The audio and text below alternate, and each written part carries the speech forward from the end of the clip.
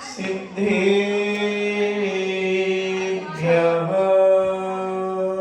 ॐ नमः सिद्धेभ्यः नमः सिद्धेभ्यः ॐ नमः सिद्धेभ्यः नमः सिद्धेभ्यः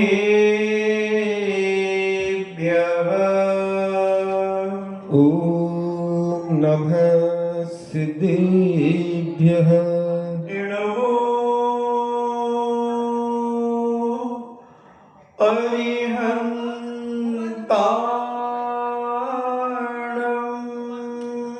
नमो अरिहन्ताणम्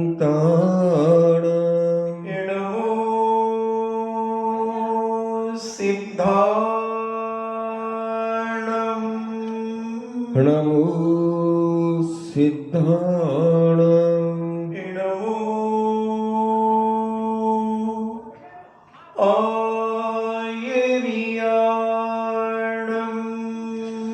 नमो आयर्याणम्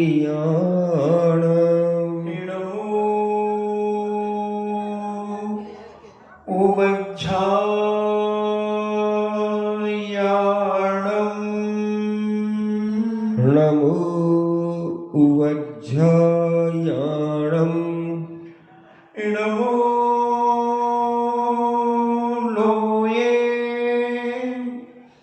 सब्बे साहूणम्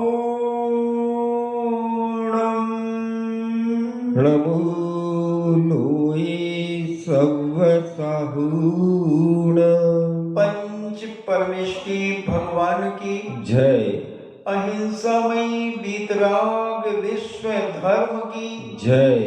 देवादिदेव 1008 आदि ब्रह्मा आदिश्वर श्री आदिनाथ भगवान की जय। देवादिदेव 1008 चिंतामणि घोर सर्ग विजेता श्री पार्श्वनाथ भगवान की जय। देवादिदेव 1008 शासन नायक बाल ब्रह्मचारी भगवान महावीर स्वामी की जय।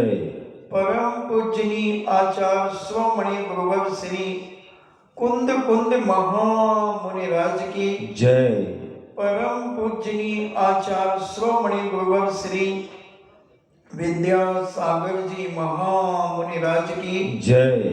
परम पूजनी 3 कम 9 करोड़ महामुनिराजों की जय। तपोदय अतिशय क्षेत्र की जय। परम पूज्य क्षुल्लक श्री गंभीर सागर जी महाराज की जय। क्षमी क्षमी। चर्चा चल रही है कि जीवन में कब क्या घट जाए कुछ कहा नहीं जा सकता। भीष्म के पुत्र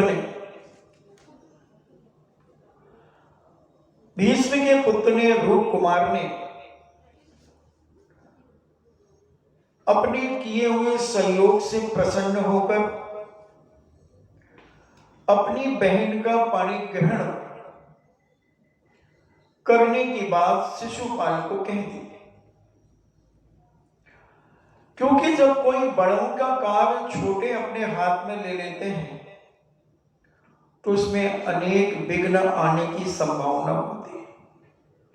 क्योंकि बड़े जिस काम को करते हैं वो आगे पीछे सोच करके, देख करके, समझ करके करते हैं। पिता का कार्य अगर पुत्र ले लेगा तो पुत्र तो अपनी बुद्धि से ही सोचेगा, पिता की उतनी गहराइयां कहां है उस पुत्र के पास। पिता पिता ही होता है। भले पुत्र भी पिता बन जाए, मगर जो पिता का अनुभव है, पिता का जो विवेक है, मां का जो विवेक है, उसके सामने बेटा तो बोना ही है, बोना ही। वो अपने आप से इतना प्रसन्न हो गया, शिशुपाल ने उसका सम्मान किया। वो कौन होता है अपनी बहन का पाणी ग्रहण की बात शिशुपाल से करने की? हाँ, जब पिता अगर नहीं होते या पिता उसे जिम्मेदारी दे चुके होते कि बेटा तुझे ही सारे गृहस्थी के व्यवहार तुझे संभालना है, तो जो करेगा तेरे अपने हिसाब से करेगा, अच्छा बुरा जो होगा वो सब तेरी बुद्धि से होगा। तो भी हम मानते कि चलो पिता ने दीक्षा ले ली है, पिता इतने त्यागी गति हो गए हैं कि गृहस्थी के कार्य में किसी प्रकार का कोई हस्तक्षेप नहीं करते हैं, और पिता ने सारी स्वीकृतियां दे दी, तुझे अधिकार दे दिया है, तो सब ठीक है। मगर पिता जीवित हैं, राजगद्दी पर बैठा है पिता, पिता की हुकूमत चलती है, और पिता की आज्ञा से ही तुम शिशुपाल के संयोग के लिए युद्ध में गए थे, और तुम्हारी बहादुरी देखकर कि अगर शिशुपाल ने तुम्हें सम्मानित कर दिया, वस्त्राभूषण दे दिए, तो इसका ये कर्तव्य नहीं है, इसका ये मतलब नहीं है कि तुम शिशुपाल को अपनी बहन दे दो। ये कोई नीति और तरीका नहीं है। और अगर तुम्हारे मन में इतना उत्साह और आह्लाद आया था कि शिशुपाल एक नेक और एक समझदार राजा है, उसने हमने युद्ध में सहयोग दिया, तो उसने हमारा इतना सम्मान किया, ये तो व्यवहारिकता है। अगर आप किसी के यहां जाओगे और उसके कार्य में हस्तक्षेप हाथ बटाओगे, तो वो आपको बहुमान और सम्मान तो करेगा ही करेगा, आपके गुणानुवाद करेगा, आपकी तारीफ करेगा, अपनी शक्ति अनुसार आपको भेंट देगा। तो इसका ये मतलब नहीं बनता कि तुम अपने घर की बहुमूल्य चीज उसे दे दो, जब तक तुम्हारे बड़े बैठे हैं तब तक। जब तुम स्वयं मालिक हो जाओ, तुम स्वयं जिम्मेदार हो जाओ, तब तो तुमने अपनी बुद्धि से विचार किया है। मगर साक्षात जहां तुम्हारे पिता बैठे हो, तुम्हारी माँ बैठी हो, तुम्हारी बहन बैठी हो, तुमसे बड़ी हो, तो फिर तुम्हें उन सबसे सराय लेकर के ही कदम उठाना चाहिए। ये बहुत बड़ी गलती कर दी रूप कुमार ने। ये भी तो पता करना चाहिए था कि अभी हमारे इस राज्य के समय पर, इस काल में बड़े बड़े अवधि ज्ञानी मुनिराज, मने पर्याय ज्ञानी मुनिराज विराजमान है। तो पहले चतुर्थ काल में अवधि ज्ञानी मुनिराजों से लोग अपनी राजकुमारी के बारे में पूछते थे कि भगवान हमारी इस बेटी का विवाह किस राजकुमार से होगा, तो पूज्यवर उसको बताते थे, क्योंकि उन्हें ज्ञान था, अवधि ज्ञान था। आज पूछने मत आ जाना, क्योंकि हमारे पास अवधि ज्ञान नहीं है, पंचम काल में अवधि ज्ञान नहीं होता, और अगर होता है तो वो कल्कि के समय पर होता है, जब कल्कि टैक्स के रूप में जब ग्रास मांगता है पूज्य मुनिराजों से, तब उस समय उन्हें एक अवधि ज्ञान, बहुत छोटे रूप में अवधि ज्ञान होता है। जैसे पंचम काल के अंत में वीरांगज नाम के जो मुनिराज होंगे, सर्वश्री नाम की आलिका होगी, और अग्निल नाम का श्रावक होगा, और पंगुश्री नाम की श्राविका होगी। ये उस समय जब पंचम काल का बिल्कुल अंत समय बचेगा, 3 साल 8 माह 15 दिन के कुछ समय पहले, तब वो वीरांगज नाम के मुनिराज से टैक्स के रूप में जब वहां का राजा पहला ग्रास मांगेगा, तब वो उन्हें अवधि ज्ञान होगा, और वो उस अवधि ज्ञान के माध्यम से जानेंगे कि अब हम चारों की आयु मात्र 3 दिन की शेष है। बहुत छोटा सा अवधि ज्ञान होगा, और उस अवधि ज्ञान के माध्यम से वो दोनों श्रावक श्राविकाओं को संबोधन करेंगे, और चारों के चार जंगल में जाकर के समाधि धारण करेंगे। मगर अभी वर्तमान में तो किसी के पास नहीं है। उस समय अवधि ज्ञान था और पूछा करते थे पहले के राजा महाराजा सेठ साहूकार अपने बेटे बेटियों के बारे में, क्योंकि उन मुनिराज का परफेक्ट ज्ञान था, सम्यक ज्ञान था, और वो सम्यक ज्ञान के माध्यम से अवधि ज्ञान भी उनका सम्यक था। विभंग अवधि ज्ञान मिथ्या दृष्टियों को होता है, और सुअवधि ज्ञान कहो, अवधि ज्ञान कहो, ये सम्यक दृष्टि मुनिराजों को भी होता है, श्रावकों को भी होता है। तो वह ना समझ पाएंगे। रूप कुमार और भावुकता में इतने ज्यादा आ गए कि उन्होंने अपनी बहन रुक्मणी के विवाह की बात शिशुपाल के लिए कर दी। मगर पिता ने पूछ रखा था कि मेरी बेटी रुक्मणी का पाणी ग्रहण किससे होगा? ये पूज्य अवधि ज्ञानी मुनिराजों से पूछ लिया था। उन्होंने श्री कृष्ण के बारे में बताया था कि श्री कृष्ण के तुम्हारी बेटी का विवाह तिखंडापति भरत क्षेत्र का नारायण कृष्ण जो अंतिम नारायण होंगे उनके साथ होगा। और अब यह समस्या आ गई कि भाई ने शिशुपाल को वचन दिया है और पिता को, मां को, बहन को पूज्य गुरुदेव ने बताया है कि इनका विवाह श्री कृष्ण के साथ होगा। निमित्त मिले, उधर नारद ने सत्यभामा के अपमान से कुपित होकर इस प्रकार से व्यवस्था बनाई और ढूंढते ढूंढते उन्हें रुक्मणी सुंदर एक स्त्री प्राप्त हुई और रुक्मणी का चित्र बनाकर कृष्ण को दिखाया और कृष्ण का चित्र बनाकर रुक्मणी को दिखाया। दोनों रागान्वित हो गए। रुक्मणी भी बड़ी चिंतातुर हो गई। उसी समय रुक्मणी के यहां भी एक चित्र की घटना, विचित्र घटना हुई। चिंतातुर थी रुक्मणी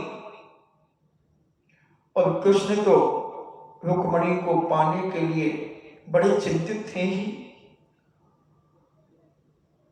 उसी समय जब कृष्ण जी चिंतातुर थे, उसी समय रुक्मणी के यहां पर एक विचित्र घटना घटी।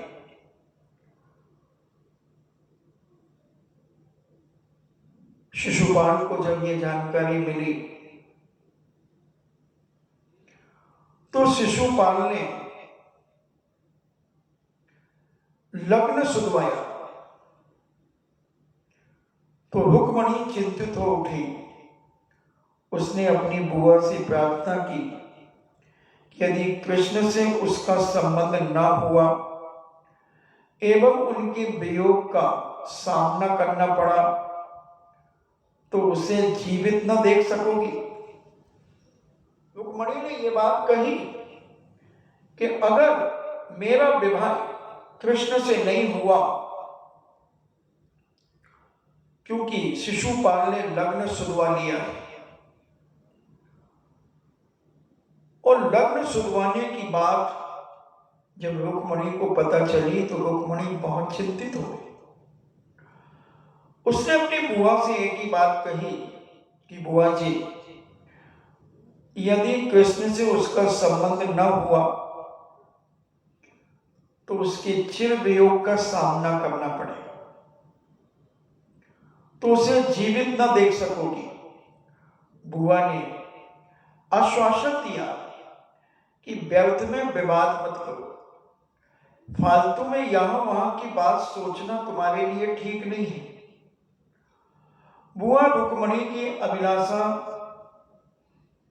पूर्ति के लिए प्रयत्न करेगी तत्पश्चात बुआ एवं रुक्मणी ने एक विश्वास पात्र नवयुक्त दूत को बुलाया, जो उनका बड़ा विश्वास पात्र था, जो कभी यहां वहां उनकी गुप्त बातों को प्रचारित नहीं करता था, और उसे बुलाया, जिसका नाम था कुशल। बुआ ने सारी की सारी बातें उस दूत को समझा दी। रुक्मणी ने एक प्रेम पत्र देकर उसे श्री कृष्ण के यहां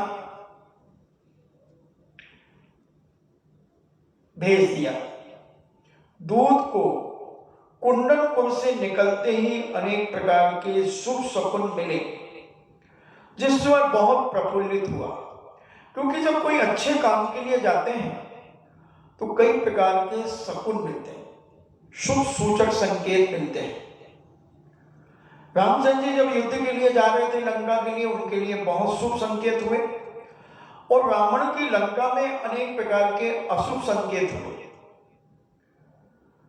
ये सब भद्रबाहु संहिता आदि ग्रंथों में इसके संबंध में बहुत अच्छा वर्णन किया है, और शुभ शकुन मिले, जिससे मैं बड़ा आनंदित हुआ, प्रफुल्लित हुआ। दूत कुशल जब द्वारका नगरी पर पहुंचा तो उसे बहुत बड़ा आश्चर्य हुआ। वह सोचने लगा, यह तो साक्षात इंद्र की अमरावती है। द्वारका एक इतनी सुंदर नगरी थी कि उस नगरी को देखकर दूत के मन में ऐसा भाव आया कि मुझे तो ऐसा लगता है कि यह साक्षात स्वर्गों की नगरी है। स्वर्गीय देवता यहां पर वास करते हैं। यह पृथ्वी के ऊपर कैसे उतर के आ गई। वह प्रसन्नचित्त से उस पुरी को सुंदरता देखते हुए राज दरबार की ओर अग्रसर हुआ। राजद्वार पर पहुंचकर द्वारपाल से कहा कि महाराज, श्री कृष्ण को मेरे आगमन की सूचना दो। द्वारपाल ने कहा कि तुम कौन हो, कहां से आए हो, कहां जा रहे हो, किस लिए आए हो? उसने तत्क्षण उत्तर दिया, मैं एक विदेशी हूं, मेरे स्वामी ने मुझे भेजा है। तो महाराज श्री कृष्ण से निवेदन करो कि एक दूत एक पत्र लेकर के बहुत विशेष कार्य संबंध को लेकर के आपके पास आया है। द्वारपाल के निकट जाकर दूत का संदेश लेकर के तत्काल श्री कृष्ण के पास गया, और श्री कृष्ण ने तत्काल ही आज्ञा दे दी कि दूत को मेरे सम्मुख प्रस्तुत किया जाए। आज्ञा के अनुसार कुशल दूत को सभा में ले जाया गया।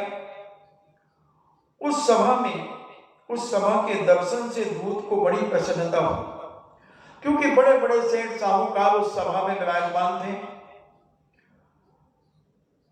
और वह उस अतुलनीय, उसकी तुलना से बाहर था वह सभासद, जो कृष्ण का सभागृह था, बहुत विशाल था, और उसमें जो लोग बैठे थे अतुलनीय थे, उसकी तुलना से बहुत ऊपर थे। उसने देखा कि एक सिंहासन के ऊपर सर्वांग सुंदर गुणों से संपन्न जो बैठे हैं वही कृष्ण होना चाहिए। उसने उन्हें जाकर प्रणाम किया, और कृष्ण जी के संकेत अनुसार जो उन्होंने आसन बताया, उस आसन पर जाकर के वह विराजमान हो गए। कुछ देर के पश्चात उसने कुछ संकेत किया, जिससे श्री कृष्ण ने उस दिन की सभा को विसर्जित कर दिया। उसने अपनी बात इशारे से कही, कृष्ण जी समझ गए, और उन्होंने सभा को विसर्जन करके सबको विदा कर दिया। और दूत ने अपने आने का कारण उन्हें बताया। जब कृष्ण ने पूछा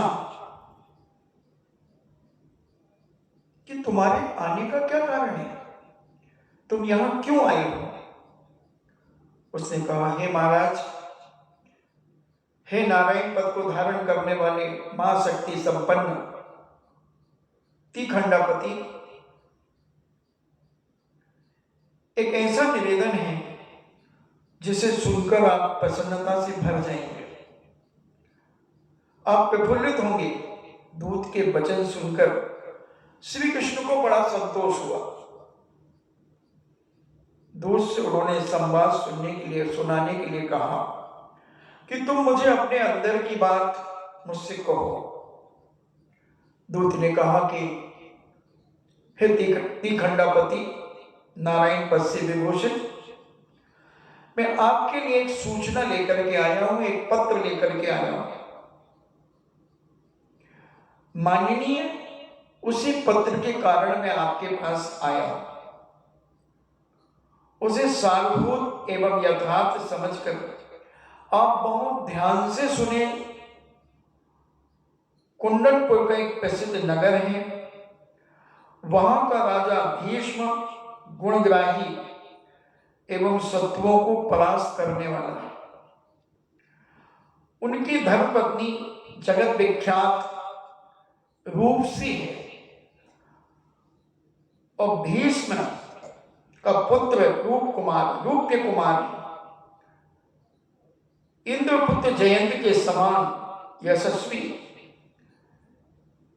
एवं महादेव पुत्र सदानंद जैसी स्वाभिमानी वीरता है उसके अंदर।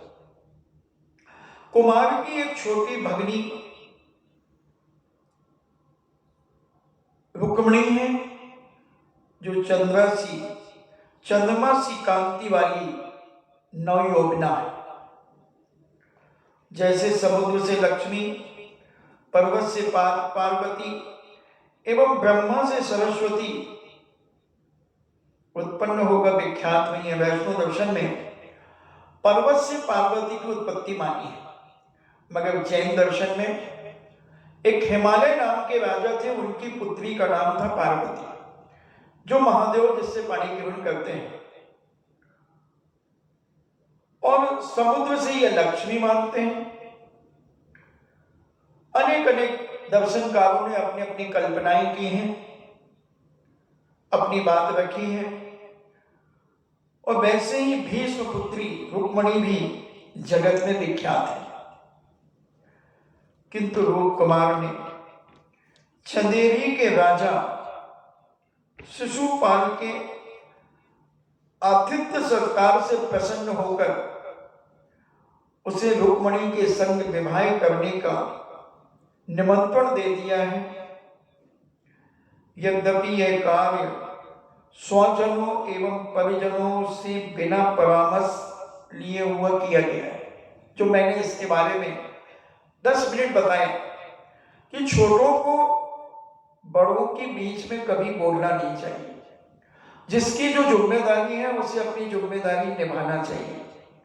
जब तक माता पिता जीवित रहते हैं तब तक बेटों को किसी चीज का निर्णय लेने का अधिकार नहीं होना चाहिए।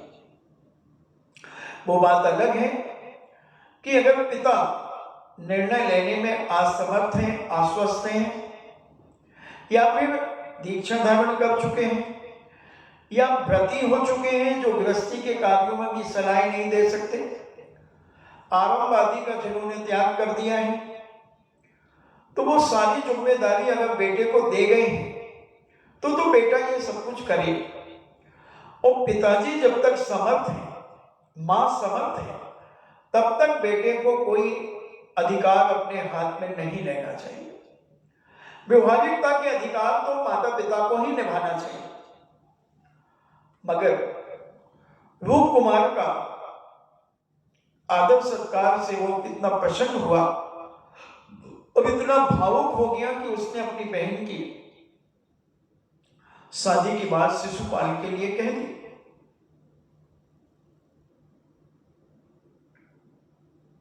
यद्यपि यह कार्य परिवार के लोगों को पसंद नहीं है और उनके जो रिश्तेदार आदि हैं उन्हें भी पसंद नहीं है, क्योंकि बिना परिवार के परामर्श के बिना उन्होंने यह कार्य स्वीकृत करा दिया है।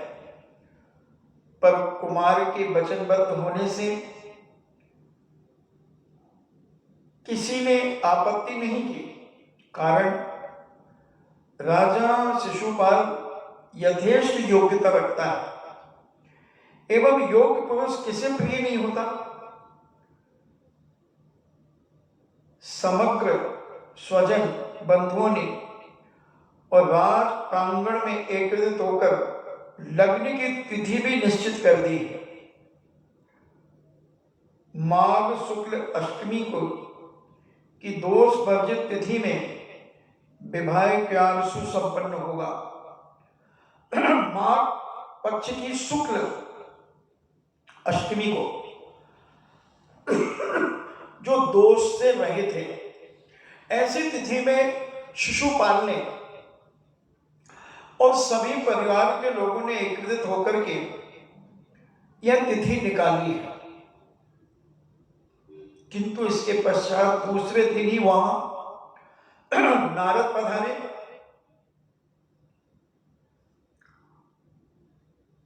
और उन्होंने भीष्म से मिलकर के सीधे वनवास में चले गए।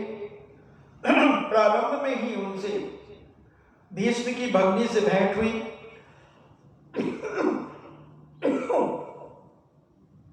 पर विदुषी एवं योग्य गुणवती महिला है। स्वयं महाराज भीष्म भी उसका सम्मान करते हैं।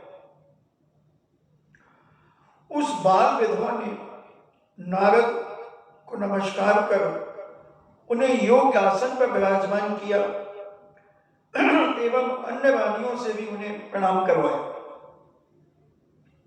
जिस समय नारद कुशल क्षेम पूछ रहे थे, उसी समय रुक्मणी सामने खड़ी हुई। उसे देखकर नारद ने उसका परिचय भीष्म की भगनी यानी भीष्म की बहन से पूछा। उसने उत्तर में कहा कि नारद जी, यह मेरे भाई की कन्या है, रूप कुमार की भगनी यानी रूप कुमार की बहन है। इतनी बात सुनकर के रुक्मणी से नारद के चरणों में प्रणाम करवाया। नारद ने आशीर्वाद देते हुए कहा कि तू द्वारकापुरी के अधिपति तथा हरिवंश के श्रृंगार महाराज श्री कृष्ण नारायण की तू पटरानी बनेगी। नारद मुनि के वचनों को सुनकर रुक्मणी संशय में पड़ गई हैं कि नारद ने वहां से प्रस्थान कर गए, पर इनके बाद हमेशा रुक्मणी चिंतित रहती है। उसे अनेक चिंता लग गई हैं। न उसे खाने की सुध है, न प्यास की सुध है, और न रात्रि में उसे निद्रा आती है। चंद्रमा की चांदनी उसे जहर के समान लगती है। चंदन का लेप उसे अग्नि के समान दाह उत्पन्न कर रहा है। वह आप पर अपना मन न्यौछावर कर चुकी हैं, इसमें कोई संशय नहीं है। वह आपके नाम की माला फेर कर जीवित है। अतएव आपसे निवेदन है कि आप इस संबंध में यथोचित प्रबंध करें। आप शुभ कार्यों के कर्ता हैं, अतः राजकन्या रुक्मणी के कष्ट का निवृत्ति करने में आप सक्षम हैं। आप जैसा चाहें वैसा आप कर सकते हैं। श्री कृष्ण और बलदेव दूत के कथन को ध्यानपूर्वक सुन रहे थे। तदनंतर श्री कृष्ण ने बड़े आत्मीय भाव से संबोधन करते हुए कहा कि दूत से जो जिज्ञासा की है, यही तो बताओ कि यदि मैं वहां जाऊं तो ठहरने की कौन सा स्थान उत्तम होगा। अगर मैं तुम्हारे कुंडनपुर में आऊं तो मेरे रुकने की क्या व्यवस्था होगी।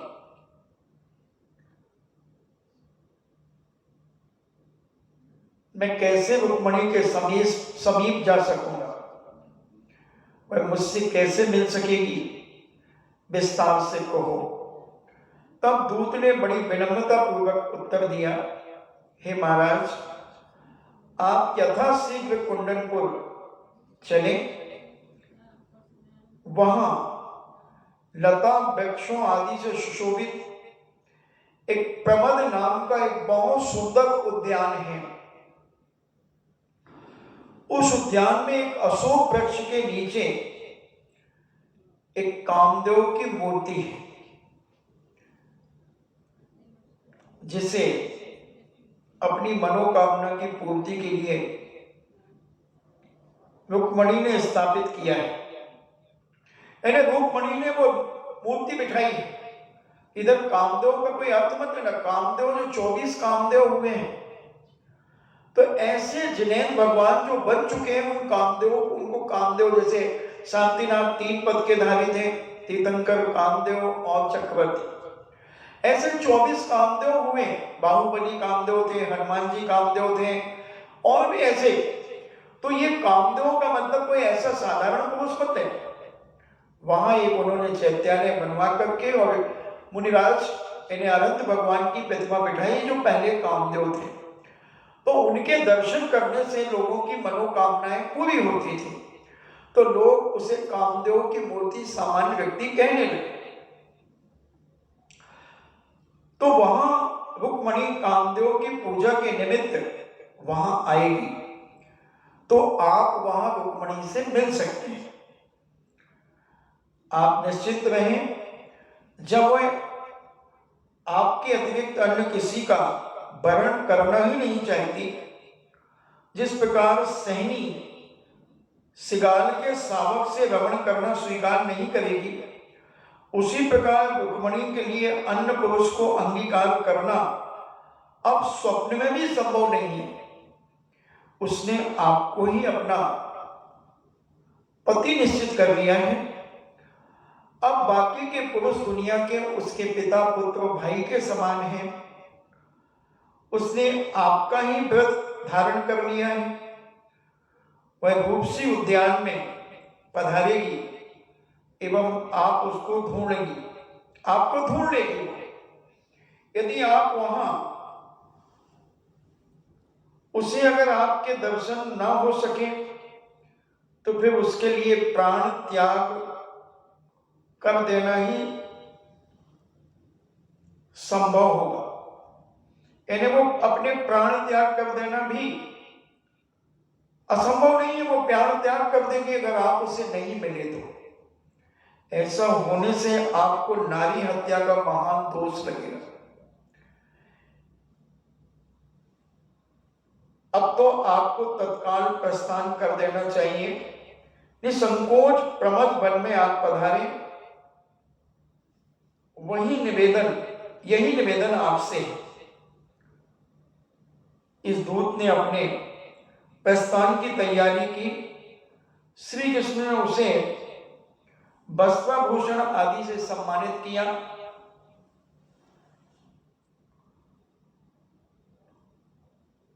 और श्री कृष्ण का चित्त तो रुक्मणी में अनुरक्त था। दूत के जाने के उपरांत वे दोनों भ्राता यानी बलदेव और कृष्ण परस्पर विचार करने लगे कि यह कार्य की सिद्धि कैसे होगी। उन्होंने विचार किया, समस्त वृतांत किसी भी प्रकार सत्यभामा को ज्ञात न हो, क्योंकि वह विद्याधर की पुत्री है। संभवतः विद्या के बल से किसी प्रकार का विघ्न उपस्थित कर दे। उसी रात्रि में ही कुंडनपुर हेतु प्रस्थान का निश्चय हो गया। इस अभिप्राय से दोनों भ्राताओं ने रात्रि के अंतिम पहर में कवच धारण किए,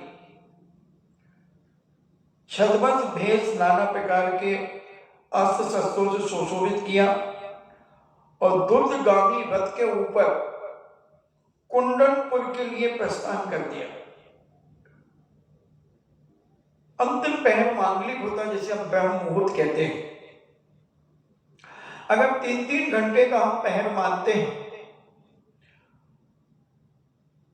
तो अभी जैसे सूर्योदय 7:11 पर हो रहा, तो 3 घंटे इसमें हम जोड़ेंगे तो 10 बजे तक एक पहर, फिर 10 से 1 तक दूसरा पहर, फिर 1 से 4 तक तीसरा पहर,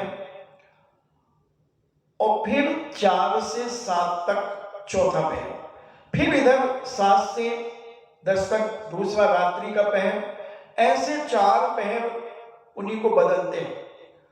रुद्र पहर, गंधर्व पहर, राक्षस पहर और मनोहर पहर, ये 4 पहर होते हैं। तो जो अभी 4 से 7 अभी इस समय, बाकी तो 6 से मानते हैं।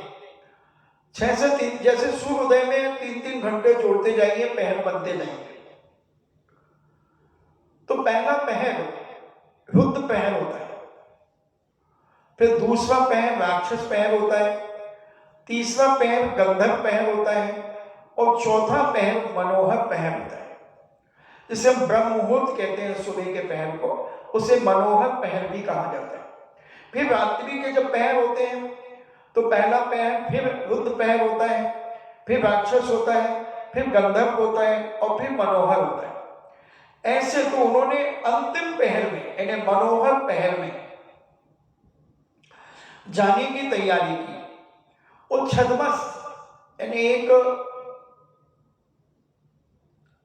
सामान्य भेष बना लिया, असली का वो छुपा लिया कि हम कृष्ण हैं, उसकी पहचान तो उन्होंने मिटा ली और एक रूप बदल दिया। जैसे विक्रमादित्य राजा रूप बदल करके अपने राज्य में भ्रमण करते थे, और भी राजा लोग भ्रमण करते थे अपनी प्रजा के दुखों की जानकारी लेने के लिए। तो छद्मस मतलब एक मायाचार से कहो, नकली रूप कहो, बहरूपिया कहो, ऐसे रूप बना करके वो दोनों भाई अस्त्र शस्त्र लेकर एक बहुत तेजगामी रथ के ऊपर सवार हो गए और कुंडनपुर के लिए प्रस्थान किया। और ये ध्यान में रखा कि सत्यभामा को ये बात पता न चले कि हम रुक्मणी के पास जा रहे हैं। नहीं तो वह विद्याधर की बेटी है सत्यभामा, वह अपने विद्याओं के प्रभाव से कोई भी विघ्न डाल सकती है। और श्री कृष्ण का चित्त तो रुक्मणी में आसक्त था, उसके लिए धैर्य धारण के अतिरिक्त अन्य कोई संबल नहीं था। प्रत्येक कला में निपुण दोनों भ्राता श्री कृष्ण और बलदेव दूरगामी रथ के ऊपर सवार होकर प्रमद उद्यान के समीप जा पहुंचे। कुंडनपुर की रमणीयता को देखकर श्री कृष्ण के हृदय में भांति भांति के संकल्प विकल्प उत्पन्न होने लगे। वे मन ही मन कहने लगे, न जाने मेरे भाग्य में क्या अंकित है। फिर भी धैर्य धारण कर वे दोनों भाई अपने मनोरथ को सिद्ध करने के लिए तत्पर हुए। उस प्रमद उद्यान में अपूर्व शांति और शोभा को प्राप्त था। वह विविध प्रकार के वृक्षों से सुशोभित, पुष्पों से सुशोभित नंदन वन के समान लग रहा था। जैसे साक्षात इंद्र का ही उपमन हो। ऐसा भान होता था कि स्वयं नंदन कानन ही कुंडनपुर की रमणीयता के दर्शन हेतु पृथ्वी पर उतर के आया है। इन्हें नंदन वन का जो जंगल है, रमणीयता से भरा हुआ जो है, वो साक्षात पृथ्वी पर उतर के आ गया है। जैसे स्वर्ग में नंदन वन होता है, वैसा नंदन वन पृथ्वी पर उतर के आ गया है। कभी कभी कोई नगरों की शोभा होती है। पहले जयपुर भी बहुत सुंदर था, पिंक सिटी के नाम से जाना जाता था। पता नहीं पंजाब में भी बहुत अच्छी गलियां व्यवस्थित बना हुआ है, और बहुत सारे लोग सिंगापुर को देखने जाते हैं, कहते हैं सिंगापुर बहुत सुंदर बना हुआ है। दुबई है, आदि आदि है, बहुत सारे स्थान हैं। तो उन सबको मात देने वाला कुंडनपुर था। अब उस कुंडनपुर का जो प्रमद नाम का बगीचा उद्यान था, वह भी बड़ा शोभनीय था। और उस बगीचे में जब श्री कृष्ण और बलदेव ने उस उपवन में प्रवेश किया,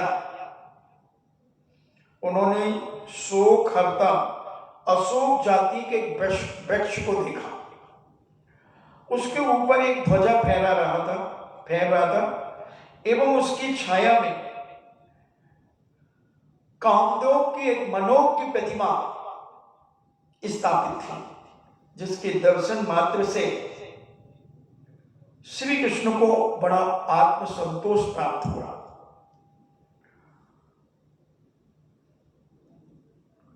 और भक्त के अश्वों को, घोड़ों को उन्होंने मुक्त कर दिया। दोनों भ्राता को रुक्मिणी के दर्शन की तीव्र अभिलाषा थी। इसी अभिप्राय से वे सघन वृक्षों की ओट में छिप करके बैठ गए। किंतु इसके पूर्व एक अन्य आनंददायिनी घटना हो गई। नारद द्वारका से प्रस्थान करके सीधे चंदेरी आए थे, और उनका काम था यहां से वहां भिड़ाना। अब द्वारका से इधर तो सब कृष्ण को भड़का दिया, सब कर दिया, और वहां शिशुपाल को भी आग लगाएंगे। कुछ लोगों को मजा आता है, कभी तुमसे बात अच्छी चीज करके और तुम्हें सलाह दे करके फिर तुम्हारे दुश्मन के पास चले जाएंगे और उससे कुछ और कह देंगे, और फिर तमाशा देखते हैं। तो ऐसी स्थिति में वो चंदेरी के लिए रवाना हो गए और सीधे चंदेरी जा पहुंचे। वहां के राजा शिशुपाल ने उनका योग आदर सत्कार किया, बहुमान किया, कुशल क्षेम पूछी, और कहा शिशुपाल ने, नारद ने जिज्ञासा की कि हे शिशुपाल, वर्तमान काल के घटना चक्र को कौन समझ सकता है? मुझे उसका यथार्थ ज्ञान कराओ।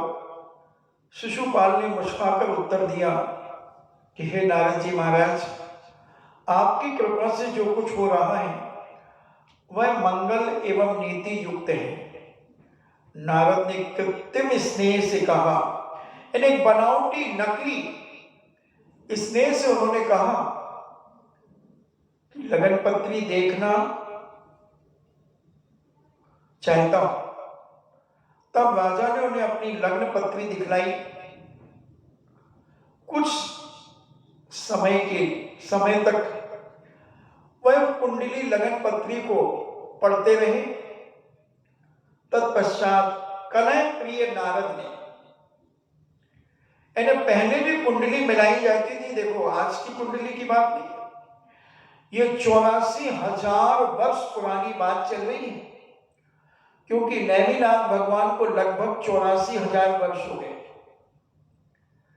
उस समय भी लगन मिलाई जाती थी। अब उनकी लगन कुंडली को नारद जी ने देखा, और कलह प्रिय आदमी तो कुछ भी कर दे, और उन्होंने बड़ी चिंता जताई। कुंडली देख करके बहुत चिंतित हो गए और उन्हें इस प्रकार उदास देखकर शिशुपाल ने पूछा कि हे नारद जी महाराज, आप इतने चिंतित क्यों हो रहे हैं?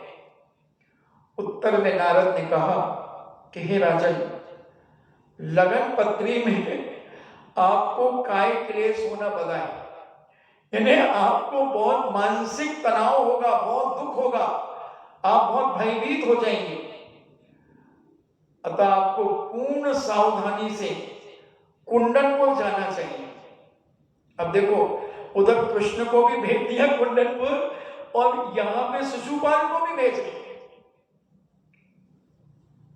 इतना कहकर नारद शिशुपाल के हृदय में गहन आशंका उत्पन्न करके वहां से रवाना हो गए। कई लोग होते हैं ना कि बहुत अच्छा घर में सब सुख शांति चल रही है और कुछ एक ऐसी बात कह करके चले जाएंगे कि तो भाई अन्यथा नहीं लेना, मुझे तो ऐसा सुनने में मिला था तो मैंने आपको बता दिया, बाकी ऐसी कोई खास बात नहीं है, आप इसका ज्यादा सोच विचार मत करना। और रवाना हो गए। अब तुम्हें भड़का गए, सुलगा गए, अब तुम्हें, अब तुम चलते रहो धीरे धीरे। ऐसा शिशुपाल बहुत सावधान तो हो गया, मगर उसके मन में एक बड़ी शंका, बहुत गहरी शंका उत्पन्न हो गई। और जब असंख्य शिशुपाल भयभीत होकर एक विराट सेना संगठित की एवं विभिन्न वाहनों के द्वारा उसने कुंडनपुर की तरफ प्रस्थान करने का विचार कर लिया। वहां पहुंचकर शिशुपाल की सेना ने समस्त कुंडनपुर को इस प्रकार घेर लिया मानो सुमेरु पर्वत को तारागणों ने ही घेर लिया। शिशुपाल की सेना ने समस्त कुंडनपुर को घेर लिया। शिशुपाल की सेना नगर को घेर ही रही थी। उसी समय प्रमद उद्यान में श्री कृष्ण एवं बलदेव पधारे। रुक्मणी पूर्व से ही चिंतित थी, किंतु जब उसने सुना कि शिशुपाल की सेना द्वारा नगर घेर लिया गया है तो उसके अंदर घबराहट और अधिक बढ़ गई। उसने सोचा अब वह श्री कृष्ण के दर्शन हेतु प्रमद उद्यान में कैसे जा सके। उसे उदास देखकर उसकी बुआ ने पूछा कि हे पुत्री, तू चिंतित क्यों हो रही है? उसने उत्तर दिया कि मैं उद्यान में कैसे जाऊं बुआ जी, क्योंकि चारों तरफ से शिशुपाल ने अपनी सेना से पूरे नगर को घेर लिया है, उद्यान को घेर लिया है। मैं चिंता नहीं करूं तो क्या करूं? बुआ ने उसे धैर्य बंधाया, संबोधन दिया कि दुखी होने की कोई आवश्यकता नहीं है। मैं एक उद्योग करती, मैंने एक ऐसा कार्य करती हूं कि तू निर्विघ्न प्रमद उद्यान में जा पहुंच जाएगी। बुआ ने एक युक्ति सोची। वस्तुतः समय पर नारियों की बुद्धि तीव्र हो जाती है। जब ऐसे कोई संकट की बात आती है तो महिलाओं की अकल चुटैया में से निकल करके दिमाग में आ जाती है। और उधर उनकी जो बुआ थी रुक्मणी की, उनकी बुद्धि चली और उसने नारियों के एक समूह में रुक्मणी को सम्मिलित कर दिया। बहुत सारी महिलाओं को इकट्ठा कर लिया और उसमें रुक्मणी को भी उसमें मिला दिया। उस भीड़ में वे सब मंगल गीत गाती हुई जा रही थी। नगर के बाहर निकली। शिशुपाल के पहनियों ने रोका। उन्होंने अपनी स्वामी की सूचना दी कि रुक्मणी अपनी सहेलियों के संग प्रमद वन की ओर जा रही है। शिशुपाल ने अभिमान भरे शब्दों में आज्ञा दी कि जिस भांति भी हो रुक्मणी को वन में प्रवेश से रोको। सिपाहियों ने उस नारी समूह को रोकते हुए कहा कि वे वन में नहीं जा सकती। ऐसी निषेध आज्ञा उनके स्वामी की है। तब रुक्मणी की बुआ ने उत्तर दिया, रुक्मणी तो कामदेव के दर्शन करने के लिए जा रही है। जैसे ये बच्चा स्टूल उठाने आ रहा है मगर वो लौट गया, कोई बात। तो ऐसे वह रुक्मणी कामदेव के दर्शन के लिए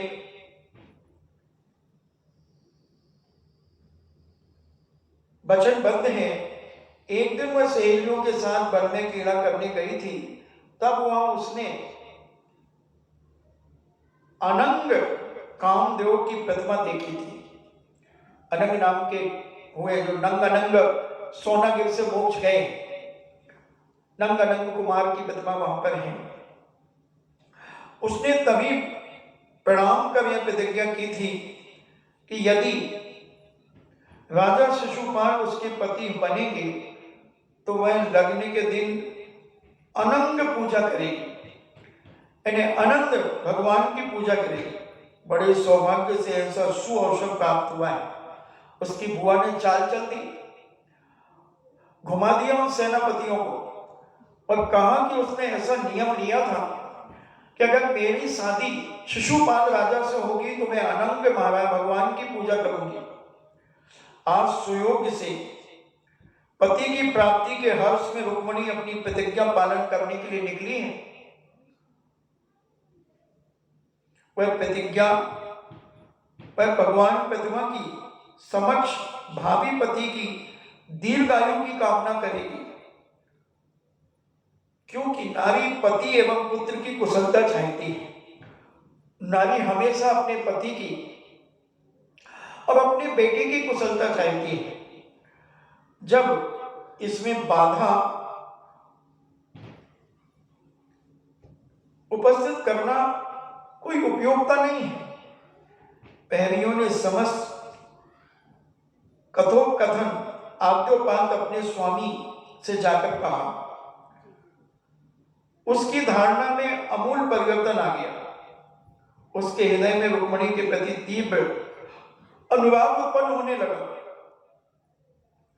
वह उसको पाने के लिए उसने आज्ञा दे दी और किसी प्रकार की कोई बाधा ना दो एवं ससम्मान रुक्मणी को वन में जाने दो। पहरियों ने आज्ञा का पालन किया एवं रुक्मणी इस प्रकार प्रमद उद्यान में निर्विघ्न जा पहुंची।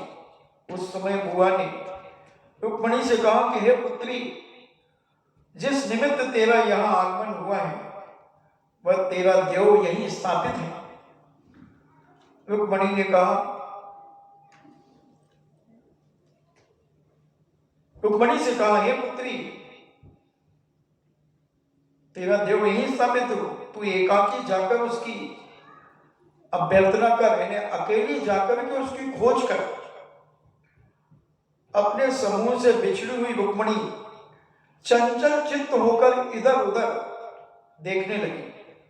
वृक्षों की ओट में श्री कृष्ण ने शुभ लक्षणों वाली एक चंचल चित्त से इधर उधर देखने वाली चंद्रमुखी रुक्मणी को देखा।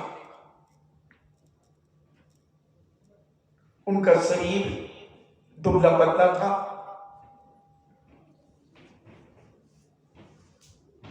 गौर वर्ण था। उनके पग कामदेव के निवास स्थान पर पड़ते थे।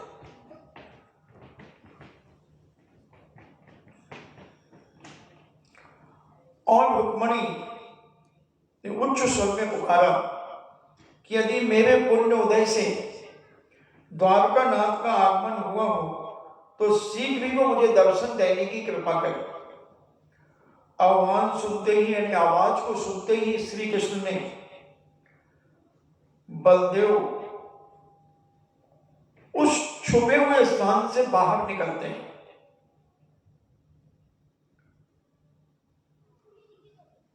और शीघ्र ही दर्शन देने की कृपा करते हैं। अपने भावी पति को देखकर रुक्मणी लाज से अवनत हो गई। स्वभावतः वह अंगूठे से जमीन को कुदेरने लगी।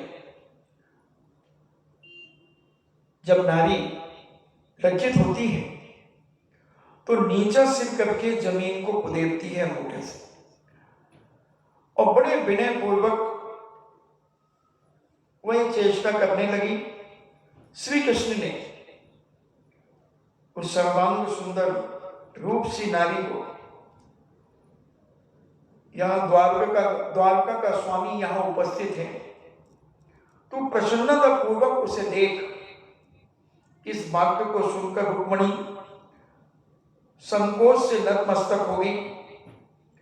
शिशुपाल के सैन्य बल के भय से उसका सर्वांग अनिष्ट की आशंका करने लगा कि मैं अगर कृष्ण को देखती हूं और यहां शिशुपाल की सेना ने चारों तरफ से इस वन को घेर लिया है, कहीं कोई दुर्घटना न घट जाए।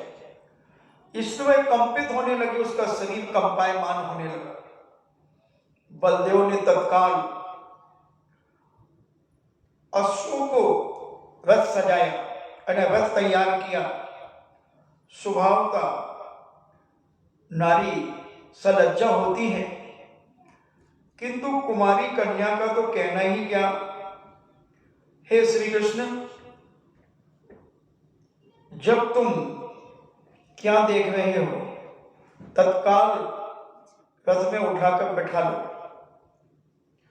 रुक्मणी को बलदेव ने कहा कि तुम क्या देख रहे हो, बहुत जल्दी से जल्दी इसे रथ में बिठा लो। ऐसा प्रतीत होता है कि तू तिरिया चरित्र से अब तक अनिभिज्ञ ही है। तब श्री कृष्ण ने रथ में चढ़ाने के लिए उन्होंने कपट से रुक्मणी को उठाया और जब रुक्मणी रथ में बैठ गई तब श्री कृष्ण और बलदेव दोनों उस पर आरूढ़ हुए। बलदेव ने बड़ी शीघ्रता से रथ को हाका एवं श्री कृष्ण ने वीरता पूर्वक संघ की ध्वनि कर दी और उन्होंने बड़े गंभीर स्वर में गर्जना की कि मैं श्री कृष्ण हठ पूर्वक रुक्मणी का हरण कर रहा हूं। यदि शिशुपाल की सेना अथवा कुंडनपुर में किसी की शक्ति हो तो रुक्मणी को मुक्त करा ले। श्री कृष्ण ने शिशुपाल को संबोधित करते हुए कहा, हे राजा चंदेरी के, तुम्हारे जीवन को जब धिक्कार है, क्योंकि मैं तुम्हारी बागदत्ता का हरण करके ले जा रहा हूं। हे भीष्मराज, आपकी पुत्री को मैं द्वारकाधीश श्री कृष्ण हरण करके ले जा रहा है। हे रूप कुमार, तुम्हारी भगनी को हरण करके मैं ले जा रहा हूं। तुम्हारी शूरता, बल, अभिमान समाप्त हो गए हैं क्या? तुम में साहस हो तो आओ और उसे मुक्त कराओ। यदि तुम अपनी भगनी को नहीं मुक्त करा सकते तो तुम्हारा साहस किस काम का? यदि रुक्मणी मेरे साथ चली गई तो तुम्हारा जीवन जीवित रहना व्यर्थ है। कुछ आगे बढ़कर श्री कृष्ण ने समागम अन्य राजाओं को संबोधित करते हुए कहा कि हे राजागण, बिना मेरे साथ युद्ध किए रुक्मणी को पुनः मिलना संभव नहीं है। अगर तुम में शक्ति है तो तुम मुझसे युद्ध करो और तुम मुझे अगर परास्त कर दो तो रुक्मणी में वापस कर दूंगा। इसके अलावा कोई भी चारा नहीं है। इसके पश्चात श्री कृष्ण का रथ युद्ध के प्रांगण की ओर बढ़कर श्री कृष्ण ने अग्रसर हुआ। शिशुपाल की बेहलता का कहना ही क्या था। उनकी सेना अव्यवस्था फैल गई। सेना में शस्त्र अस्त्र सुसज्जित, उनके सैनिक गरज पड़े, दुष्ट, चोर, डाकू, इसे सीधी बंदी बना लो। भीष्म एवं रूप कुमार इस सेना सहित रण क्षेत्र में आ गए। सारी सेनाएं पकड़ो पकड़ो के नारे लगा रही थी। उन सेना में रखी गजरोही, अश्वरोही, पदाती, वीर अपने सहायकों के संग में शामिल होकर अनेक अनेक प्रकार के वाद्य, गजबाजों की चिल्लाहट, घोड़ों की हिननाहट एवं चरणों को जय जय से संपूर्ण वातावरण गूंज उठा था। चारों ओर से घेर रही सेनाओं का श्री कृष्ण एवं बलदेव ने वीरता से सामना किया। एक ओर विशाल सेना और दूसरी ओर केवल श्री कृष्ण और बलदेव। देखकर रुक्मिणी चिंतित हो उठी कि यहां हजारों की सेना है और यहां एक कृष्ण और बलदेव है, क्या होगा। उसने विचार किया, न जाने किसके भाग्य में क्या अंकित है। उसकी दृष्टि में इन दोनों वीरों का विनाश निश्चित दिख रहा था। यदि उसके लिए इनका वध हुआ तो बड़ा ही अनर्थ हो जाएगा। उसके निराश नयन आंसुओं के अविरल वर्षा करते हुए रुक्मिणी को ऐसा बेहद दृश्य को देखकर बलदेव ने श्री कृष्ण से कहा कि हे श्री कृष्ण, रुक्मिणी की ओर ध्यान दो। प्रबल शत्रु सैन्य को देखकर वह भयभीत हो रही है, उसे किसी प्रकार धैर्य बंधाओ। रुक्मिणी का रुदन करता देखकर श्री कृष्ण का हृदय भी भर गया। उन्होंने धैर्य बंधाते हुए कहा कि इतनी चिंता किस लिए? देखो, मैं क्षण भर में इन शत्रुओं को मौत के घाट उतारता हूं। फिर भी रुक्मिणी को विश्वास न हुआ और पूर्ववत क्रंदन करने लगी। श्री कृष्ण ने पुनः आश्वासन देना प्रारंभ किया, हे सौभाग्यवती, तू मेरे असाधारण बल को देख, तब तुझे स्वतः विश्वास हो जाएगा। इतना कहकर श्री कृष्ण ने अपनी अंगूठी का हीरा निकालकर उसे चूर्ण कर डाला। हीरा बहुत मजबूत होता है, उसे फोड़ने में बहुत कई हथौड़े पड़ने के बाद भी हीरा नहीं फूटता। मगर कृष्ण ने अपनी शक्ति का प्रदर्शन करने के लिए अपनी अंगूठी में लगा हुआ वो डायमंड निकालकर ऊपर ऐसे मसल दिया जैसे तुम चाक को भी नहीं मसल पाओगे। स्कूल के बोर्ड में जो चाक से लिखा थे ना, उतनी भी तुम्हारी उंगलियों में ताकत नहीं है कि तुम उसको मसल दो। हाँ, थोड़ी गीली हो जाए तो मसल दोगे, वो बात अलग है। अरे तुम तो बूरा बनाती हो तो वो चाशनी में कभी बूरे में गिल्टियां पड़ जाती, वो ही नहीं दबा पाती हो, उसी को भी तुम किसी चीज से बांटती हो, उसको भी नहीं तुम फोड़ पाती हो। और श्री कृष्ण ने अपनी शक्ति का प्रदर्शन दिखाने के लिए अपनी अंगूठी का हीरा, चक्रवर्ती की पटवानी हीरे को मसल देती है, चौक पूरती है उससे। आजकल की महिलाओं में ताकत है कहां? क्योंकि बेसमय सोना, बेसमय उठना, बेसमय खाना, तो सारी ताकत उनकी खत्म होती चली जा रही है। पुरानी महिलाओं में भले अभी थोड़ी सी ताकत है, एक आध गुंडी दो गुंडी सिर पे रख के पानी ले आए, मगर नई महिलाओं में तो ये ताकत खत्म हो गई, मेहनत खत्म हो गई। हाँ, गांव की अगर कोई है तो उसके अंदर तो ये ताकत रह सकती है, क्योंकि गांव में जब नल नहीं आते तो कुएं से पानी भर के लाना ही पड़ता है। तो फिर चाहे वो ठुकराई हो, चाहे महुआ हो, चाहे बासी हो, चाहे भानपुरा हो, चाहे सिंगोली हो, चाहे ये बिजली बत्ती ना जहां पे रावत भाटा हो, तो ये छोटे छोटे गांव जो हैं, तो वहां की महिलाएं तो आज भी थोड़ी सी ताकतवर होती है। बिजोलिया भी कटे लावे, कोई सूख गया कि तो अब मरता क्या नहीं करता। अब तो सब सुविधाएं हो गई। पहले चौका लगाने वाले अपने अपने हाथों से पानी लाते थे। जब 1995 में हम ज्ञानोदय तीर्थ क्षेत्र गए किशनगढ़ चतुर्मास के बाद, तो वहां कुआं था नहीं, जो कुआं था उसका पानी खराब था। आधा पौन किलोमीटर दूर नारेली से, और कुएं का पानी महिलाएं लेकर के आती थी।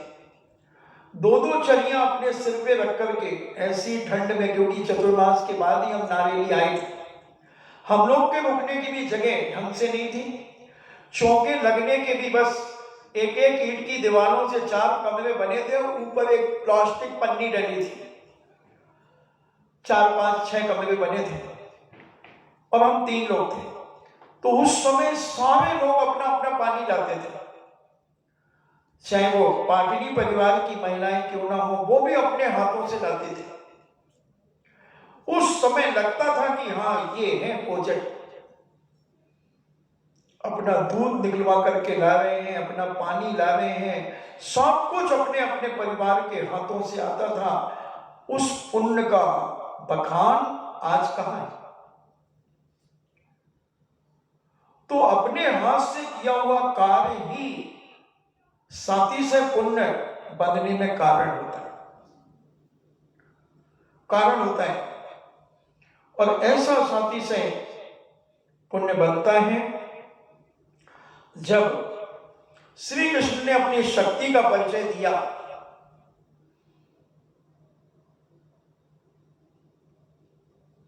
और उन्होंने वह हीरे को मसल दिया, रुक्मणी की हथेली पर एक मांगलिक स्वास्तिक बना दिया। उस हीरे को मसल करके उसके चूर्ण से उनके हाथ में एक स्वास्तिक बना दिया। इसके पश्चात एक बाण से 7 ताड़ के वृक्षों को ध्वंस कर दिया। एक तीर मारा तो 7 पेड़ जाकर के छिद गए उससे। ऐसी आश्चर्यजनक शक्ति एवं अद्भुत गर्व देखकर रुक्मणी का विलाप रुक गया। तब श्री कृष्ण ने कहा कि आपने विलाप का कारण तो प्रकट करो, क्यों रो रही हो? रुक्मणी ने लज्जा से नतमस्तक होकर प्रार्थना की, हे प्राणनाथ, मैं समझ गई कि आपकी शक्ति अद्भुत है, अपूर्व है, किंतु मेरा निवेदन ध्यान दें। युद्ध स्थल में मेरे पिता हैं एवं मेरा भाई है, उनकी प्राण हानि नहीं होना चाहिए। मैंने बाकी मरो तो मरो, बस हमारे पिताजी और हमारा भाई नहीं मरना चाहिए। देखना कितनी स्वार्थी है महिलाएं। एक तो खुद भग रही है, चला करके किडनैप करवा रही है, और उसके बाद ये भी चेतावनी दे रही है श्री कृष्ण को कि मेरे पिता और मेरा भाई नहीं मरना चाहिए, नहीं तो मुझे लोकोपवाद सहना पड़ेगा। लोग कहेंगे कि स्वयं तो भगी और पिता और भाई को भी मरवा करके गई।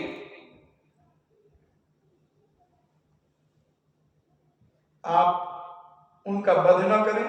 रुक्मणी की ऐसी उक्ति सुनकर श्री कृष्ण ने एक मंद मंद मुस्कान के साथ कहा, हे देवी, तू अपनी चिंता का त्याग कर दे। मैं वचन देता हूं कि तेरे पिता एवं भ्राता का वध नहीं करूंगा। यह आश्वासन कर रुक्मणी की चिंता का निवारण हुआ। उसने प्रसन्नता के साथ शत्रु दल से घिरी हुई युद्ध भूमि में आप विजय प्राप्त करें, ऐसी मांगलिक बात रुक्मणी ने कही कि चारों तरफ से भले शिशुपाल ने घेर लिया है, मगर मुझे आपके ऊपर इतना विश्वास हो गया है कि आप बहुत शक्तिशाली योद्धा हैं और आपके लिए सेना कोई मायने नहीं रखती।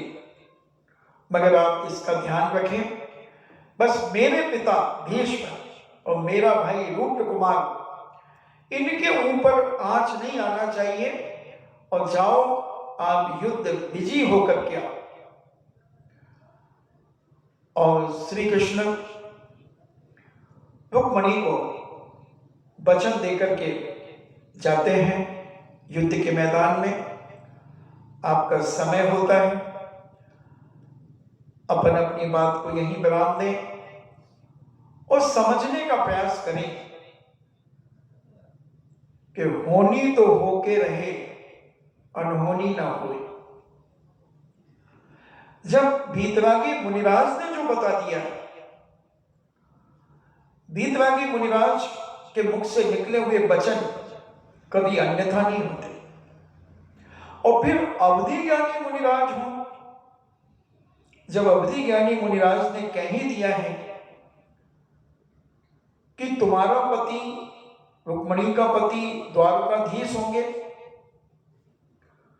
फिर ना रुक्मणी को इतनी चिंता करना चाहिए थी, ना शिशुपाल को इतना युद्ध करने की जरूरत थी, क्योंकि राजा शिशुपाल भी जैन दर्शन को मानते थे और कृष्ण जी बलदेव भी जैन दर्शन को मानते थे, और रुक्मणी के पिता भीष्म और भाई रूप कुमार वो भी जैन दर्शन को मानता था।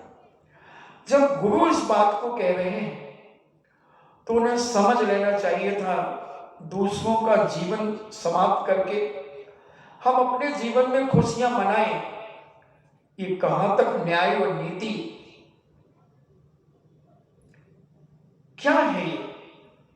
मगर आदमी जब अहंकार में आता है और जब अपने अलावा दूसरे को तुच्छ समझता है, तब वह मिटाने से भी डरता नहीं और सोचता है कि मेरी शक्ति के सामने किसी की शक्ति काम नहीं आएगी। नीति कहती है जहां शक्तिशाली योद्धा हो तो वहां विपक्षी को, प्रतिपक्षी को, राजा को कंप्रोमाइज कर लेना चाहिए, सनाई कर लेना चाहिए, और जो भी दंड व्यवस्था होती है वो दंड ले दे करके निपटा लेना चाहिए। मगर जहां दो ईगो टकराते हैं, जहां दो अहंकार टकराते हैं, वहां आदमी मिलने का प्रयास नहीं करता, वहां मिटाने का प्रयास करता है कि जो जिसको मिटा दे वो उसे पाले। जीवन अमूल्य है, इसको हर व्यक्ति नहीं समझने के कारण जीवन मिटाने के लिए तैयार होता है, और जब जीवन मिट जाता है तो एक 4 फुट की ध्वजा हमारी फहराने लगती है, मगर कितनी माताएं विधवा हो जाती है, कितनी माताएं निपुती हो जाती है। ये छोटा सा एक अहंकार कितनों के जीवन का पतन कर देता है। अगर हर क्षण हम अपने जीवन में विवेक का कार्य करें तो घरों में भी हम सुख, शांति और समृद्धि प्राप्त कर सकते हैं। घरों में भी कभी कभी हमारा अहंकार बोलता है और हम घर में भी एक दूसरे को नीचा दिखाने का प्रयास करते हैं। परिवार में भी जब ये बातें आ जाती हैं तो परिवार के विघटन के समय आ जाते हैं। जहां एक संगठन होता है, प्यार प्रेम होता है, वात्सल्य होता है, और अगर किसी भी परिवार के में एक व्यक्ति में भी अगर अहंकार आ गया तो जिस माता पिता ने अपने बेटे को जन्म दिया है वो बेटा भी पिता से अलग हो जाता है।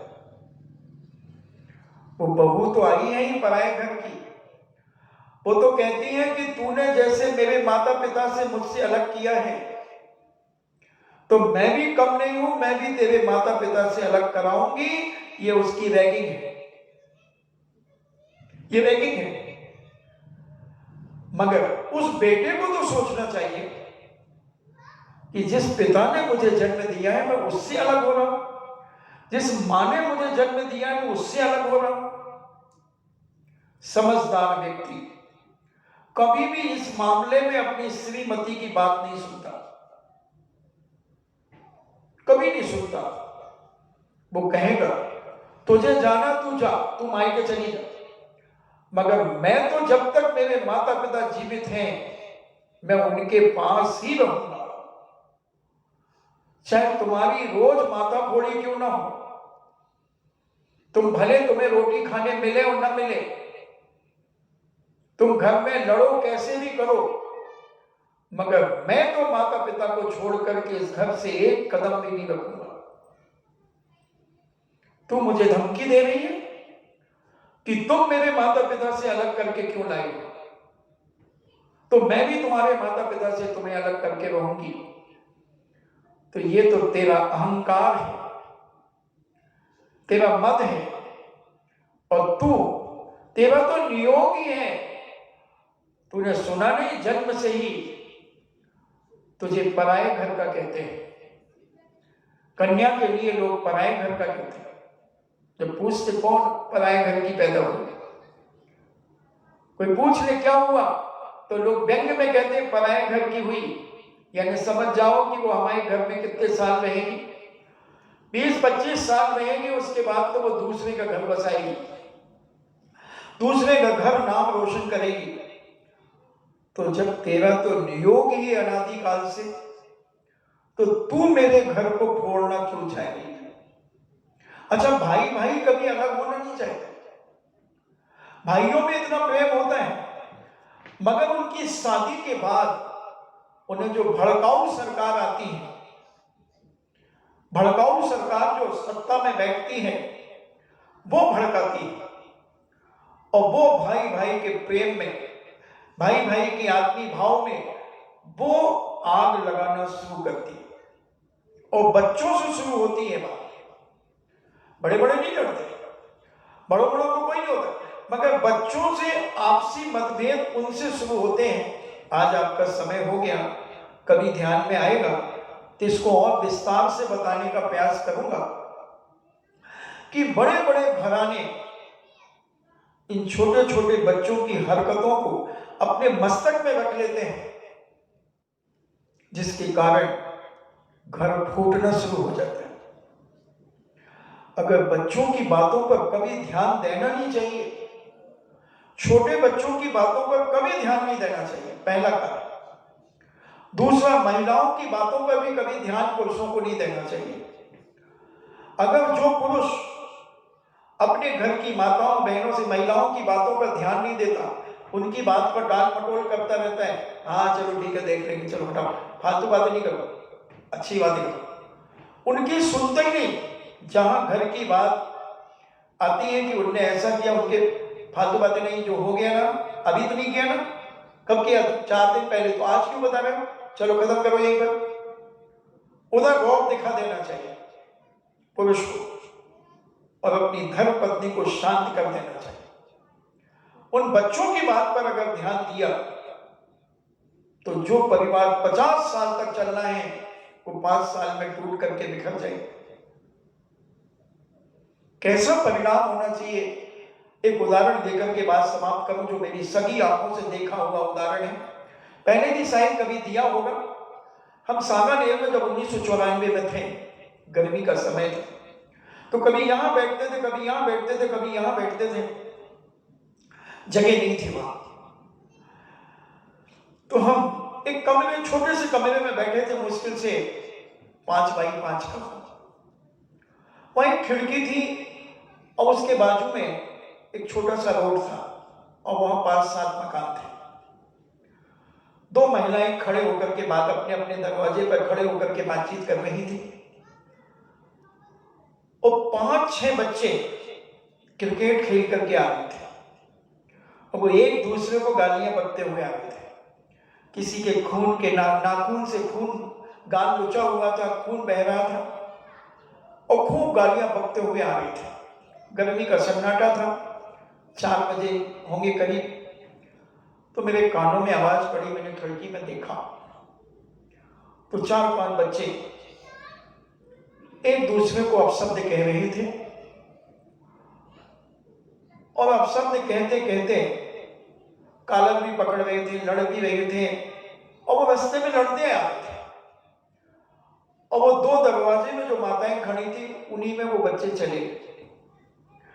उन माताओं ने एक शब्द भी उनके बीच में नहीं बोली। कोई रिश्तेदार नहीं था, अड़ोस पड़ोस के ही लोग थे, और वो सब देख रही थी, वो अपनी बातों में मग्न थी, मुझसे भी बोलती थी वो। तो गर्मी में जब मैं शाम को छत के ऊपर गया 7:30 बजे करीब, गुरु भक्ति करके 7-पौने 7 बजे, फिर उसके बाद प्रवचन था, तो मैं थोड़ी देर हवा में बैठने के लिए गया। तो वो महिलाएं भी अपने वस्त्र उठाने के लिए, जो सूख रहे थे उनके वो उठाने के लिए वो छत पर ऊपर आई। मैंने उनसे कहा कि वो आपके ही परिवार के बच्चे थे? बोले हाँ महाराज साहब, वो ऐसे ही लड़ते हैं। तो हमने कहा आपको कुछ नहीं हुआ? एक का तो ओंठ फट गया, एक के गाल में से खून बह रहा था और ऐसी गालियां बक रहे थे। बोले महाराज, इन बच्चों के बीच में अगर हम बोलने लगे तो हम बड़ों बड़ों का प्रेम खत्म हो जाए। आज जो हम दोनों में इतना प्रेम है, हमारे गली में लड़ते रहते बच्चे, इनमें क्या बोलना? बोले यही हमने गुरुओं से सीखा है कि बच्चों के बीच में कभी बड़ों को बोलना ही नहीं चाहिए। कितने भी लड़ ले वो 10 मिनट में एक हो जाएंगे, 10 मिनट में एक हो जाएंगे। और मैंने दूसरे दिन देखा वो दोनों पांचों एक दूसरे के गले में हाथ डाल करके फिर क्रिकेट खेलने जा रहे हैं। तो उन्होंने फिर हमने दूसरे दिन शाम को कहा वो तो खेलने गए थे। बोले मैंने आपसे कहा ना, अगर इसमें हम लोग बीच में आ जाते तो ये बड़ों बड़ों में झगड़ा हो जाता और हमारा प्रेम आपसी का खत्म हो जाता। इसलिए महाराज जी हम तो कभी बोलते ही नहीं, हमें मालूम है कि ये लड़ते हैं फिर छोड़ते हैं फिर लड़ते हैं, तो ये तो करते ही रहते हैं। इसी प्रकार जब एक पड़ोसी ऐसा करता है तो हम अपने घर को भी कैसे कर सकते हैं? हम अपने घर में भी ये बना करके रखें। जहां 4 बर्तन होंगे वहां तो आवाज आएगी आएगी, खड़बड़ की आवाज आएगी, मगर उस खड़बड़ की आवाज में हम ना उलझ जाए। यही एक परिवार को व्यवस्थित और सुरक्षित करने का तरीका है। इन्हीं मंगल भावना के साथ सबकी आत्मा परमात्मा बने। जिनवाणी स्तुति। जिनवाणी के ज्ञान से सूझे लोकालोक, सुबाणी मस्तक के धरो सदा देत हूँ धोख। हे जिनवाणी भारती तो जपो दिन रे, जो तेरो शरणा गहे सो पावे सुख चैन। देव भजो अरिहंत को गुरु सेवा निर्ग्रंथ, दया धर्म पालो सदा यही मोक्ष का पंथ। 9 बार नमः।